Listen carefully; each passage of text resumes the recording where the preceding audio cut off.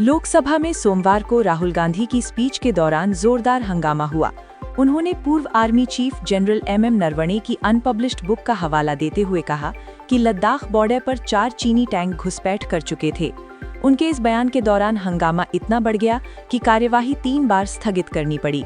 रक्षा मंत्री राजनाथ सिंह ने राहुल गांधी को 11 बार टोका, अमित शाह ने 7 बार, किरेन रिजिजू ने 2 बार और अनुराग ठाकुर ने 6 बार रोकने का प्रयास किया। इसी दौरान टीएमसी सांसदों ने पीएम मोदी, अमित शाह और राजनाथ सिंह के सामने नारेबाजी की, जिससे सदन में तनाव बढ़ गया। स्पीकर ओम बिरला ने राहुल से कहा कि नियम के अनुसार किसी पर आरोप लगाने के लिए लिखित में जानकारी देना जरूरी है और यदि नहीं देंगे तो अगले वक्ता को बुलाया जाएगा। भिवानी कोर्ट परिसर में मंगलवार सुबह तहसीलदार ऑफिस के पास फायरिंग की वारदात हुई, जिसमें पेशी पर आए एक युवक को निशाना बनाया गया। हमलावरों की संख्या 3 बताई जा रही है, जिनमें से 2 एक गली से भाग गए और एक दूसरी दिशा में फरार हो गया। गोलीबारी से कोर्ट परिसर में अफरा तफरी मच गई और पुलिस मौके पर तुरंत पहुंची। एसपी सुमित कुमार ने घटना की गंभीरता को देखते हुए टीमें बनाकर हमलावरों की तलाश शुरू कर दी। पुलिस ने कुछ युवकों को हिरासत में लिया है और उनसे पूछताछ जारी है। ये घटना 5 माह पहले हुई फायरिंग और 22 जनवरी को मिली बम धमकी के बीच हुई है। भिवानी बार एसोसिएशन ने कहा कि कोर्ट परिसर में सुरक्षा के बावजूद ये दुर्भाग्यपूर्ण घटना हुई है। हरियाणा कांग्रेस में संगठन गठन की प्रक्रिया एक बार फिर गुटबाजी और आंतरिक मतभेदों की वजह से ठप्प हो गई है। पार्टी को 180 ब्लॉक अध्यक्षों की नियुक्ति करनी है, लेकिन जिला स्तर और प्रदेश कार्यकारिणी तक पदों पर सहमति नहीं बन पा रही है। गुटों में बटे नेता अपने समर्थकों को तवज्जो दिलाने पर अड़े हैं, जिससे संगठन की जमीन पर सक्रियता कमजोर हो रही है। प्रदेश के 33 जिलों में से केवल 26 जिलों की जिला कमेटियां बन पाई हैं, जबकि 7 जिलों में गठन नहीं हो सका। प्रदेश अध्यक्ष राव नरेंद्र सिंह के 3 महीने से अधिक समय से पद ग्रहण के बावजूद प्रदेश कमेटी का गठन अधर में है। कांग्रेस के 23 प्रकोष्ठ और विभागों में से 12 राज्य संयोजक के पद खाली हैं, जबकि बाकी सक्रिय नहीं है। महिला कांग्रेस, किसान कांग्रेस, ओबीसी प्रकोष्ठ समेत कई विभागों में नियुक्तियां लंबित हैं, जिससे युवा और स्थानीय कार्यकर्ता काम करने का अवसर नहीं पा रहे। कुल मिलाकर हरियाणा कांग्रेस संगठन स्तर पर सुस्त और असंगठित नजर आ रही है। लोकसभा में नेता विपक्ष राहुल गांधी ने अमेरिकी ट्रेड डील को लेकर प्रधानमंत्री नरेंद्र मोदी पर कड़ा आरोप लगाया। उन्होंने कहा कि मोदी ने देशवासियों की मेहनत और खून पसीने की कमाई को अमेरिका के सामने बेच दिया है। राहुल ने आरोप लगाया कि अमेरिका में अडानी पर चल रहे मामले असल में मोदी के वित्तीय ढांचे को निशाना बना रहे हैं और एप्स्टीन फाइल्स की अनजानी जानकारी भी पीएम पर दबाव डाल रही है। राहुल ने बताया कि इतिहास में पहली बार राष्ट्रपति के अभिभाषण पर विपक्ष को बोलने नहीं दिया गया, जिससे लोकतांत्रिक प्रक्रिया पर सवाल उठते हैं। कांग्रेस महासचिव जयराम रमेश ने भी मोदी की आलोचना की और कहा कि ट्रेड डील का ऐलान वॉशिंगटन में हुआ और इसमें मोदी की भूमिका दबाव में नजर आई। अमेरिका भारत डील में भारत से रूस से तेल नहीं खरीदने और अमेरिका एवं वेनेजुएला से ज्यादा आयात करने का निर्णय शामिल है।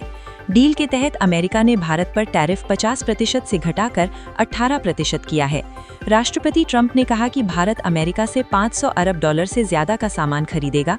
प्रधानमंत्री मोदी ने ट्रंप का धन्यवाद करते हुए मेड इन इंडिया उत्पादों पर टैरिफ कम होने की खुशी जताई।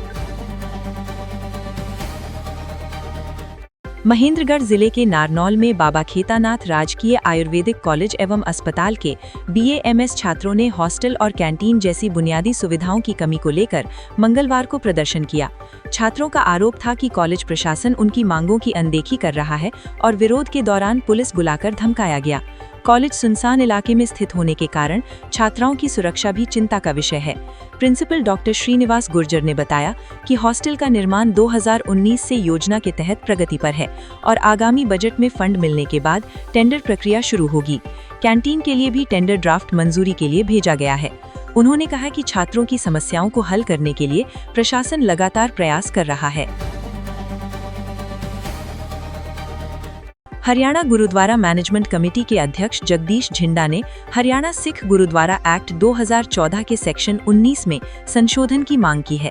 उन्होंने कहा कि एग्जीक्यूटिव बोर्ड और जनरल हाउस की बैठकों के लिए 2/3 सदस्यों की अनिवार्य उपस्थिति की शर्त अव्यावहारिक और जटिल है, जिससे कई महत्वपूर्ण काम अटके हुए हैं।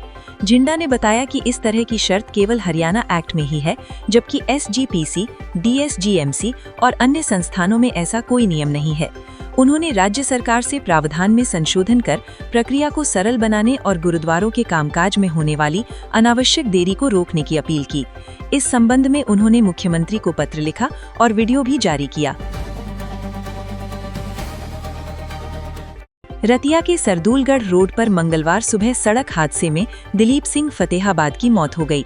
वो अपने दोस्त को रतिया छोड़कर अपने गांव खूंबर लौट रहा था जब उनकी बाइक की एक वाहन से जोरदार टक्कर हो गई। हादसा इतना गंभीर था कि युवक मौके पर ही दम तोड़ गया। पुलिस ने शव को कब्जे में लेकर पोस्टमार्टम के लिए रतिया सामान्य अस्पताल भिजवाया और जांच शुरू कर दी। मृतक दिलीप सिंह गांव माजरा में कपड़े की दुकान में काम करता था और अपने माता पिता का इकलौता सहारा था। बताया गया कि उनका बड़ा भाई 8 साल पहले सड़क हादसे में मारा गया था। पुलिस ने मामले की शिकायत दर्ज कर जांच जारी रखी है। कनाडा के प्रधानमंत्री मार्क कार्नी ने दावोस में कहा कि पुराना वैश्विक आर्थिक ढांचा टूट रहा है और मध्यम शक्ति वाले देशों को मिलकर काम करना होगा। भारत अमेरिकी की बदलती नीतियों और चीन की बढ़ती आक्रामकता के बीच खड़ा है। प्रधानमंत्री मोदी ने यूरोपीय संघ के साथ 18 साल से अटकी मदर ऑफ ऑल डील्स पूरी की, जिससे 2 अरब लोगों का बाजार खुला। इसके अलावा भारत ने ब्रिटेन, ओमान और न्यूजीलैंड के साथ फ्री ट्रेड एग्रीमेंट्स किए। अमेरिका ने भारत पर टैरिफ 50% से घटाकर 18% किया। रोहतक के महर्षि दयानंद यूनिवर्सिटी में special Olympic Bharat athletics national championship का उद्घाटन किया गया।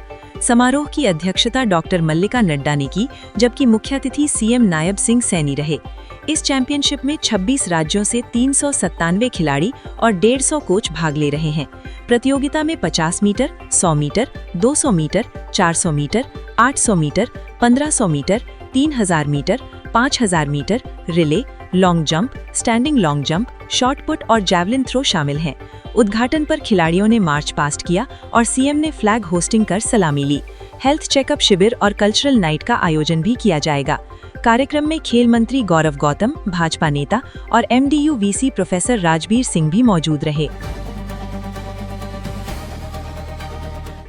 करनाल के देवी मंदिर गोस्वामी कमेटी चौक में एक युवती के घर में घुसकर मारपीट, कैमरे उखाड़ने और जान से मारने की धमकी देने का मामला सामने आया। पीड़िता तनीषा ने आरोप लगाया कि पड़ोसी कमल, रजनी, अजय, अंजलि, विजय, इंदु और सोनू ने आपसी साजिश कर कैमरे हटाए और विरोध करने पर हमला किया। इस दौरान एक पुलिसकर्मी भी मौजूद था। पीड़िता ने गंभीर चोटें आने पर मेडिकल कॉलेज में इलाज कराया। आरोपी धमकियां देते हुए फरार हो गए। दूसरी ओर पड़ोसियों ने कैमरे हटाने का कारण निजी सुरक्षा बताया। पुलिस ने दोनों पक्षों की शिकायतें लेकर मामले की गहनता से जांच शुरू कर दी है और सभी पहलुओं की जांच कर रही है।